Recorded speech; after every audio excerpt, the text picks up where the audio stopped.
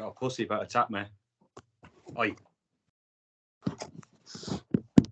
Okay, welcome everybody to episode 2 of the Dirty Old Podcast. And today you've got myself, Coops, we've got Gav, Rousey, and Alfie. Say hello, chaps.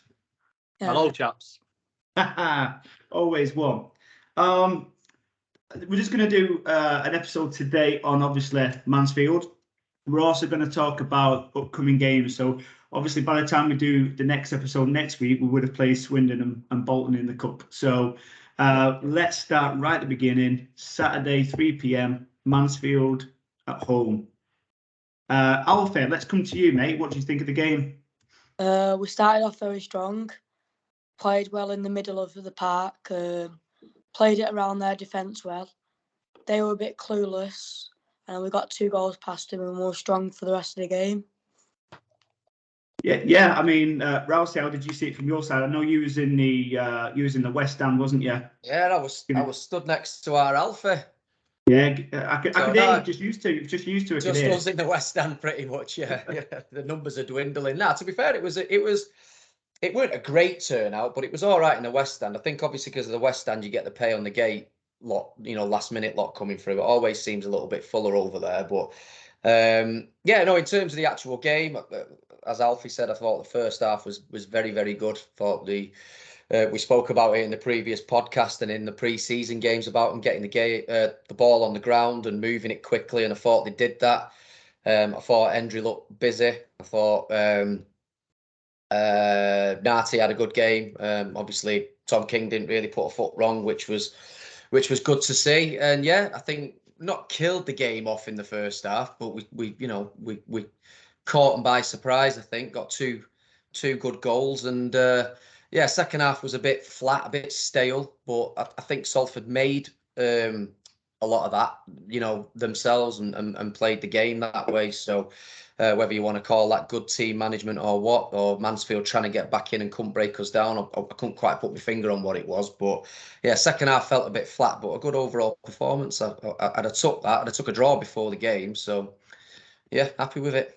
Rousey, you obviously say about the second half looking a bit more flat than the first half. Do you think that has something to do with the 5 substitutions that we can bring into the game now? Obviously changing the game, the dynamics can change quite a lot.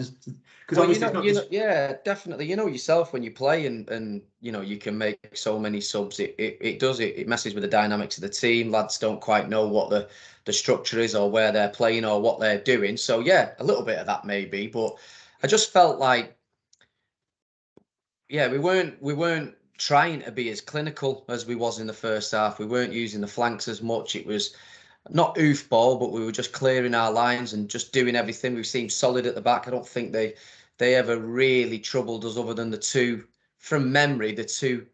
chances that he had where Tom King made 2 good saves, and they were really from stupid little mistakes that from our own part. So like I said, I was happy with the performance. I didn't feel like we were under threat for long periods. Yeah, they had a lot of the ball, but like I said, I think Salford let them have it, and we just did our job. So yeah, maybe the substitutions had a little bit to play with it, but I don't think anything major. I think genuinely we set out like that, if I'm being honest.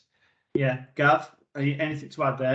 From your standpoint? A bit, exactly the same. But again, first game of the season, solid performance. And we did the job in the first half. So first game of the season, you never get a complete 90 minutes. We had the 2 goals, sit back a bit. Yes, it would have been nice to play a bit more football in the second half, but the football we did play in the first half was encouraging. So yeah, I think it was just a typical early season sort of fitness and game management sort of. And like I said, the first half, like the other 2 said, it was great. I enjoyed it. Yeah, I mean, I think obviously, Mansfield are kind of a promotion rivalry, if you want to put it that way. I mean, looking at them in the pre-season, everyone's going on about how strong a pre-season they actually had. They was getting some good results against championship sides, etc. And I just thought, to your point, Rousey, it's going 2-0 up, and to what Alfie said as well, getting 2 early goals in the game, kind of settles the ship a little bit, because what it's like in the past. We've gone 1 goal up, and then we've kind of sat back, under say like Alexander, or a Bowyer, and I suppose that's a difference of mentality with Neil Wood. You know, it's kind of, you can't really rest on one goal, and then even when you get to it, you kind of go, if they get the next goal though, that kind of throws the game open again. So you got to go for the third. And I just think getting that second goal sets the mentality for the game. But yeah, it did go a bit flat in the second half, and I think that was Mansfield. They had nothing to lose, and it was a case of they're trying to come on at us. You know, we're just trying to relax, keep calm on the ball. There was times where we had to clear the lines, but you know, it's a game of football over 90 minutes, and you can't play tick-a-tacker for 90 minutes and expect good things to happen. So I thought it was a perfect start to the season, to be honest. And you know, stats might suggest they was better in terms of possession and maybe a few more extra shots than us, but at the end of the day, it's about how many times you put it in the back of the net, and to go with that, we had a good performance. That's what I said earlier. Like I said, I think we let them have a lot more of the ball in the second half. I don't think it was a case of, you know, we didn't need it. We sat back. We were solid, two banks of four, and did our job. So obviously the possession's going to kick up for them because they had it all to do. So, I mean, Alfie, what do you what players, if any, did any players stand out for Salford? Is there anybody that you're surprised with that maybe I kind of thought he actually played better than what I thought he did, or was there somebody who went, actually he played a game that I expected? Richard Narty surprised me because I didn't watch the Rotherham game because I was on holiday, but all them Mansfield fans were saying he's poor and all that, and I just wanted to see what he was like, and he was amazing at the back. And Callum Hendry had a brilliant game. Elliot Watt looked very good, so I was happy with the performance. Yeah, Garth, was any players that stood out for you who thought had a good performance? Just like you mentioned, Nartley, I think mentioned him last week, and like I thought he might be playing, and like you say, he was straight in there. He looked as though he'd been playing with us for 6 months, to be honest. The whole team looked as though he was playing as a team. So to pick one out, it's probably a bit tough on the others, but Nartley was, like I said, a standout because he's just come straight into the squad. But I think the whole squad actually played as a team. Who got the official man of the match? Was it Hendry, yeah. I thought Conor McAleny gave him a good run for his money. He seemed to pull some strings in the middle again, certainly in the first half.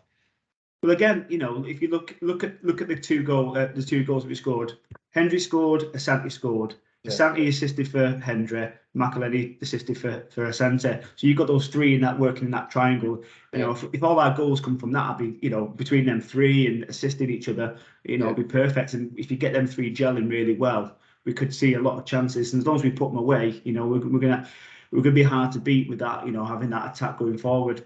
Yeah, I think he'll have a good year for us, McAleny. I do. I think it's. I think he looked really comfortable. You know, he looked creative against a good team as well. So hopefully, I know it's only one game, and I don't want to get ahead of myself, but yeah, he looked really good. I think it helps with McAleny playing in that hole though, just behind the attackers, the front two, because you know, if you get the ball into him, look at the goal that he put through for Asante. He wins the ball in our own half. He drives forward, takes it past the player. He's got defenders running backwards. And then obviously Asante's just making a nice run for him. And again, that's just all part and parcel of that cohesion and it's only going to get better each game going forward. So, I thought Hendry, it looked like he picked up a bit of a knock halfway through the second half. So, but he looked like he came through it okay. So hopefully it didn't look anything serious. But obviously Shepherd looks like he's going to be out on the sidelines for a little bit, Gav, isn't it? Yeah. He's probably a couple of months, I assume, from what's been coming out.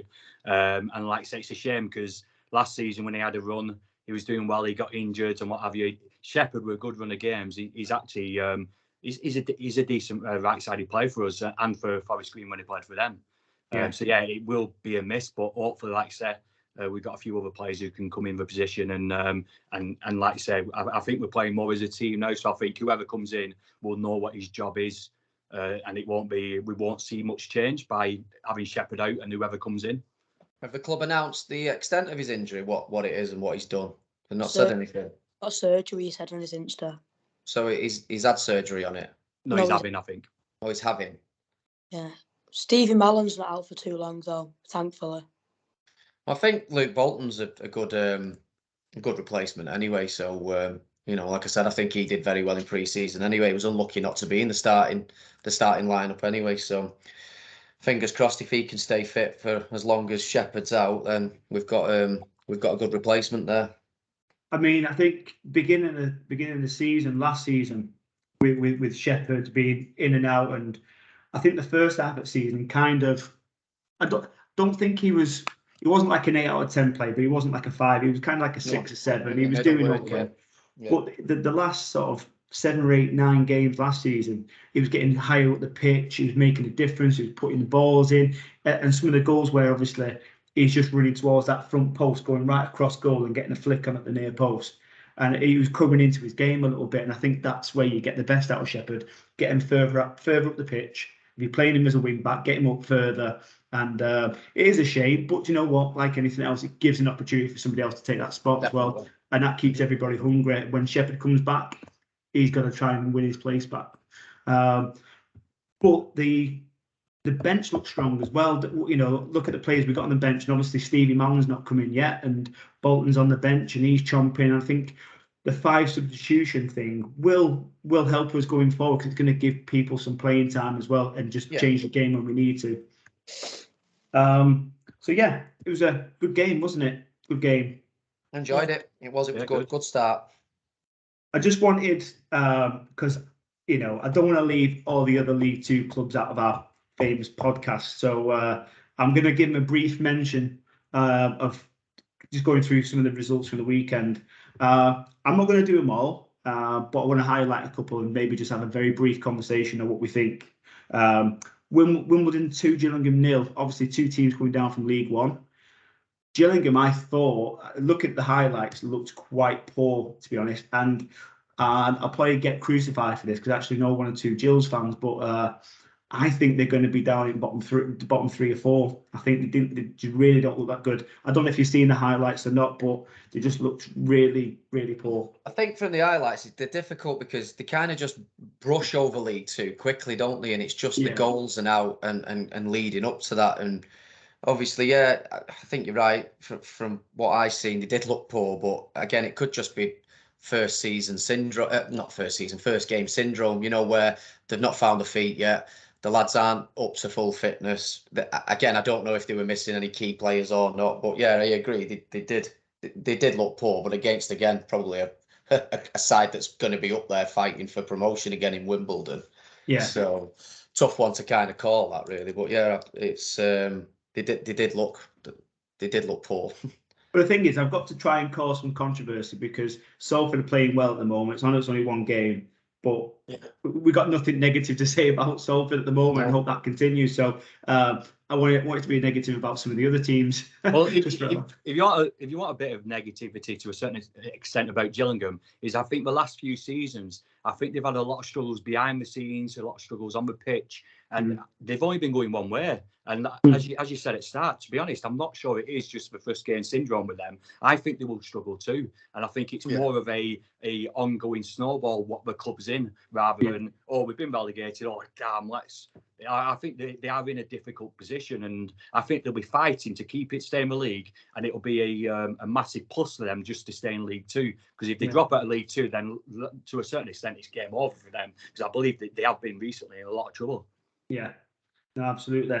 Another tasty game was the Yorkshire Derby, Bradford, Doncaster. 2 red cards.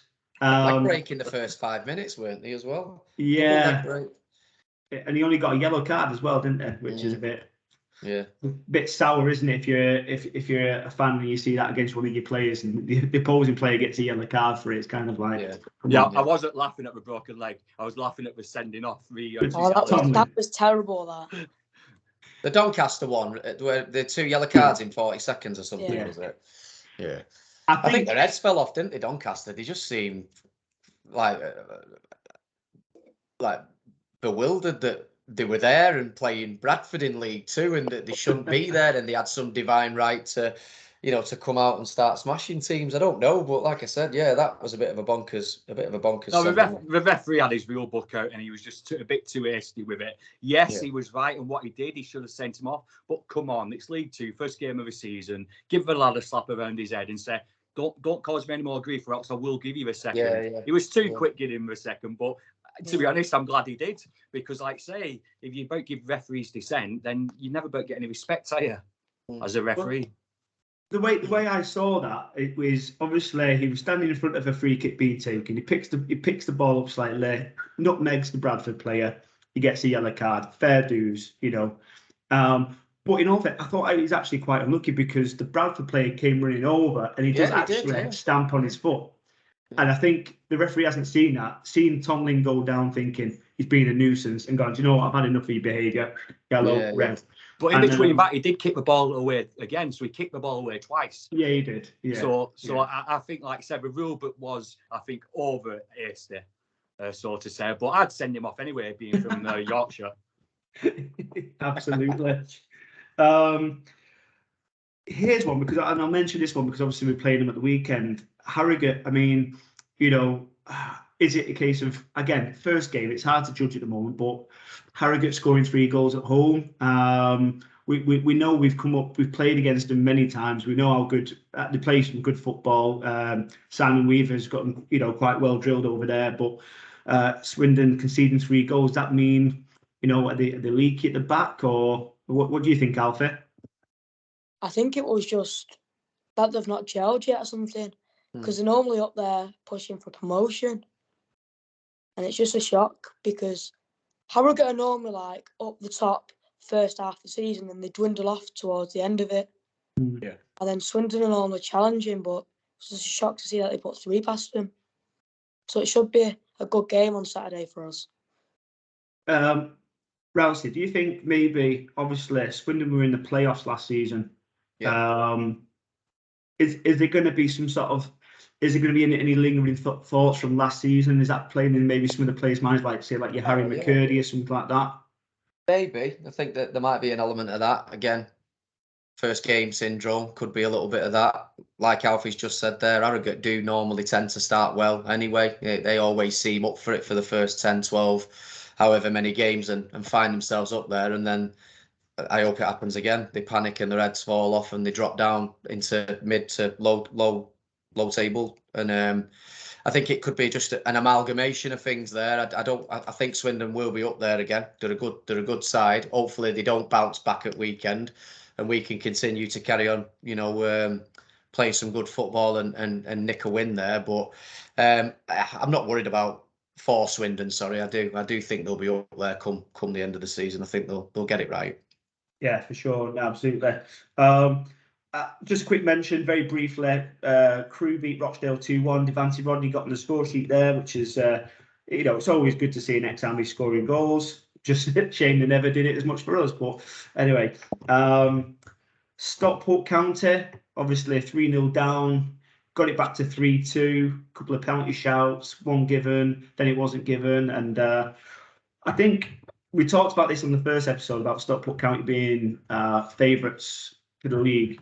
And then obviously when the score's coming through, you're thinking 3-0, that's kind of like welcome to League Two. Yeah. But again, looking at the highlights, and as you say, Rousey, you don't see the full game and see the full picture. But yeah, they did go 3-0 down. But actually, you know, any team that comes back somewhat, and they had chances towards the end to try and win the game, you know, they looked all right, Stockport, to be fair. I don't know yet whether they're going to be good enough to be top 3, top 4, but wait and see. You know, it's a team up the road. I don't wish anything bad on them, to be honest. It's a Northwest team, as long as Salford beat them and we finish higher. That's as simple as that. Yeah, fair play to them though. They pulled over 10,000, didn't they, for the first game? So, you know, like I said, you can't fault that. You can't knock it. It's only good for the league getting that many in. So, but yeah, just as long as Salford finish above them, I'm happy. Absolutely. Tranmere got beat. Always good when we see Tranmere get beat. Yeah. And Walsall, I mean, obviously last season didn't have the best of season, but and again, it's only Hartlepool. I'm not bothered about Hartlepool, but 4-0 is a good start to the season. They've got that DJ, haven't they? Danny Johnson from Mansfield on a 6-month loan, and he scored a hat trick. So looks like if you can get the ball to DJ, he will score you goals. So we'll wait and see. I don't know when we play them, so hopefully it's after his 6 month. Although we're going to play him at once. Perfect. Right, let's have a little chat about Swindon then. Swindon away this Saturday. Where do we start? I mean, got beat off Harrogate 3-0. First game syndrome, we might call it. Can't really take the foot off the gas and expect it to be an easy game because we know Swindon are going to be up there. Interesting to say Swindon are favourites with a bookie, just over evens, and we're just over 2-1 to win the game. So not much in it. What do we think the danger is with Swindon? Where do we see any weaknesses in our team that Swindon, certainly from last season, can sort of capitalise? Gav, what do you reckon? Yeah, so I think, to be honest, the biggest danger is there's a pub on the corner. It's own fans only. If they don't let the away fans in, it'll be devastating. Because we got in last year. It's a beautiful, massive beer garden. So that will be the biggest fear for me, is not getting in a pub.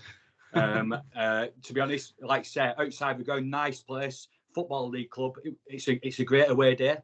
I don't think we should be thinking about Swindon. What they're looking at us and how they're about to maybe come on to us. I honestly think Swindon is probably the perfect time to play them. At this moment. So this month, I think if we've ever about get another victory 2 years on a run at Swindon, it's this year. I think you mentioned about the playoffs. So prior to the playoffs, they've been going through a court battle out of court. So there's a lot going on out of scenes about them trying to wind the club up through old debts and rubbish. They played an extra few weeks of this season after they had the shorter summer break. If you look on the website a little bit, the manager and what have you are saying, we're not quite ready for the season. Some of the players we brought in aren't fit enough yet. So they seem as though they've maybe a few weeks behind everybody else from what's being done, and obviously the results at Harrogate. So hopefully, I don't think we should be worrying too much about us. I think they might play a bit tighter than last year. Last year, to be honest, they came out and they had a go at us, and we held in there. Then we got the two. We came back from 1-0, didn't we, and got 2 goals. It was a great result. But I think it'll be a different game. I think they'll play a bit deeper. I don't think they will attack us as much because, again, I don't think they're ready for this game, for a big game. Because Salford against Swindon in the league is a big game.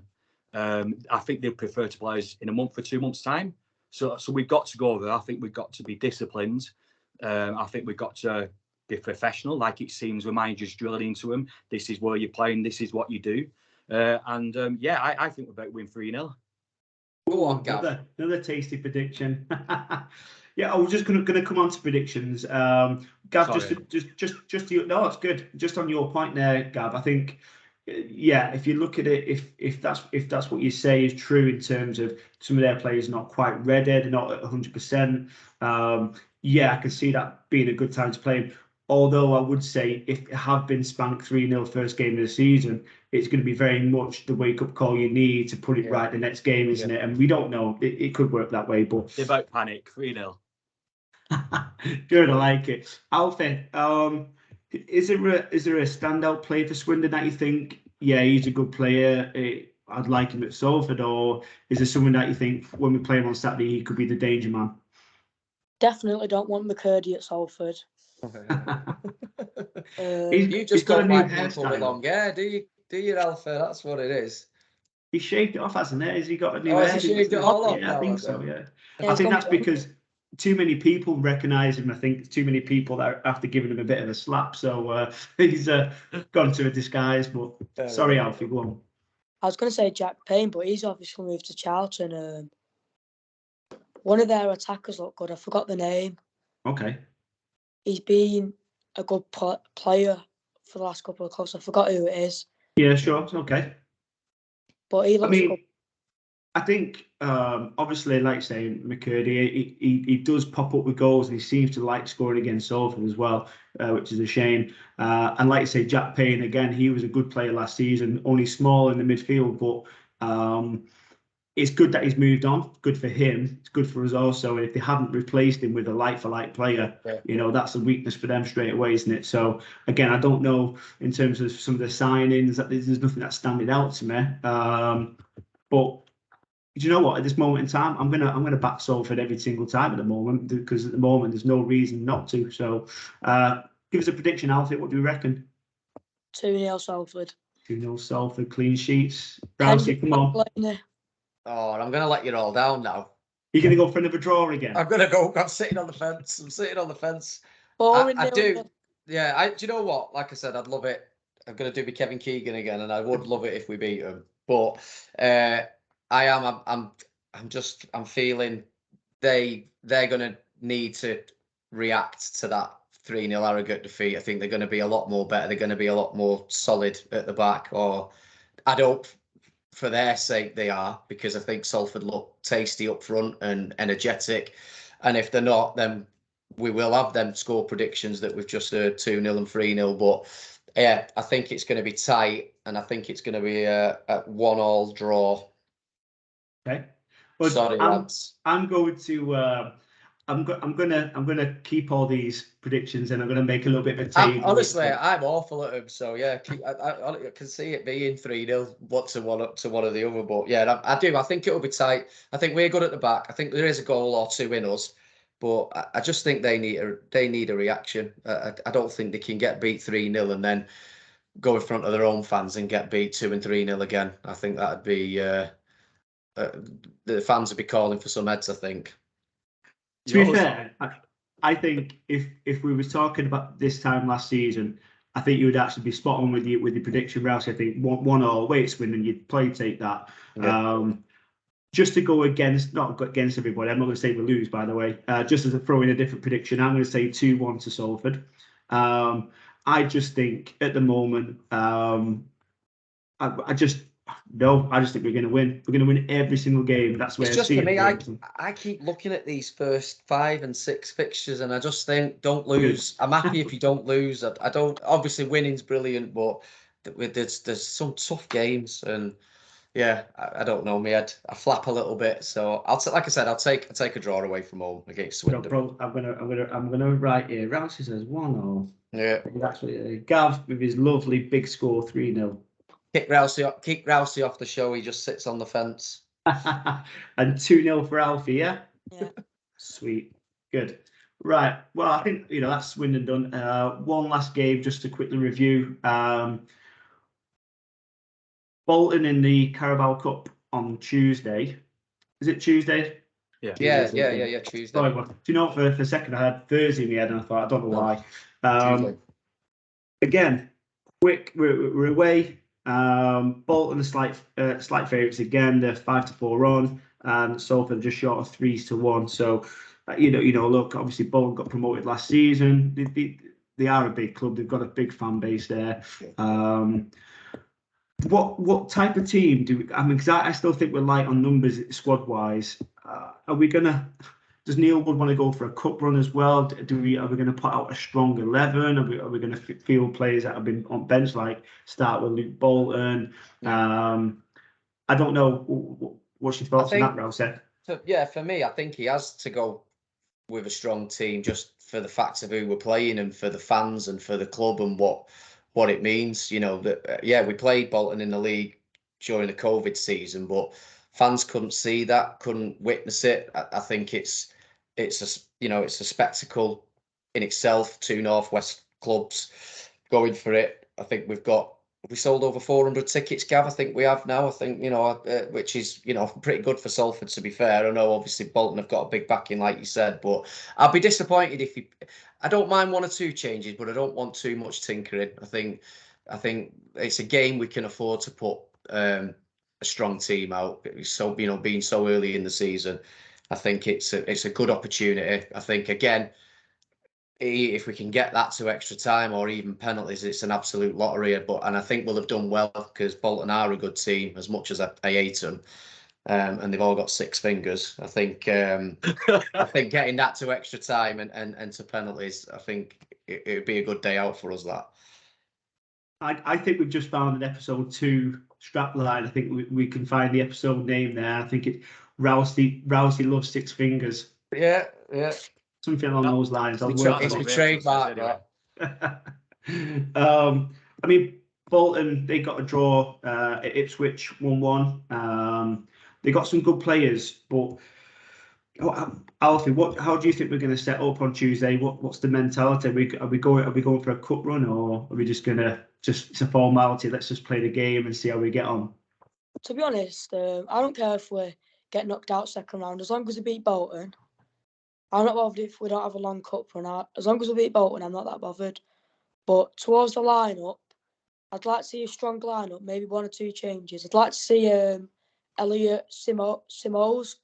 Yeah. Good shout that. I personally think Matt Smith will start up front as well for that game. I think he'll probably drop Hendry or Asante. He'll drop one of them, and I think we'll play him up top because he can hold the ball up a bit better, which will allow us to get out.